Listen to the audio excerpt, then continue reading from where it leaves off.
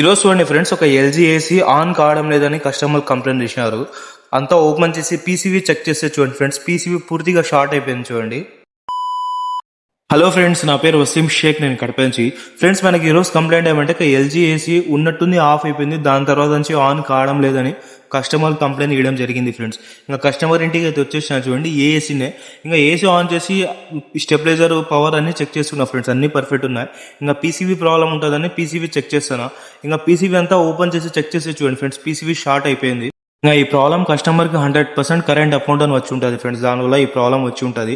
ఇది చాలా old model friends, ఈ పీసీబీ ఆర్డర్ పెట్టినా కూడా రాదు. దానివల్లనే ఈ పీసీబీ అంతా రిమూవ్ చేసుకుని వెళ్ళి రిపేర్కి ఇచ్చేసిన.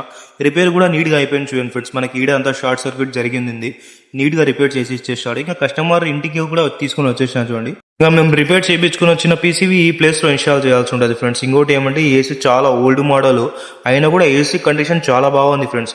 కాయిల్ కండిషన్ కూడా చూడండి, చాలా అంటే చాలా బాగుంది. ఇంకా పీసీబీ అన్ని నేను ఇన్స్టాల్ చేసేసిన, గ్రిల్ అవన్నీ ప్యాక్ చేసేసిన, ఏసీ కూడా ఆన్ చేసిన ఫ్రెండ్స్. ఏసీ కూడా ఆన్ అయిపోయింది. కూలింగ్ కూడా చాలా బాగా వస్తుంది ఫ్రెండ్స్, ఓల్డ్ మోడల్ చాలా బాగా వస్తాయి కూలింగ్స్. వీటికి మా పని కూడా క్లియర్ అయిపోయింది చూడండి. వీడియో నచ్చినట్లయితే లైక్ చేసేయండి ఫ్రెండ్స్, ఫాలో చేసేయండి. నెక్స్ట్ వీడియోలో కలుస్తాం. బాయ్.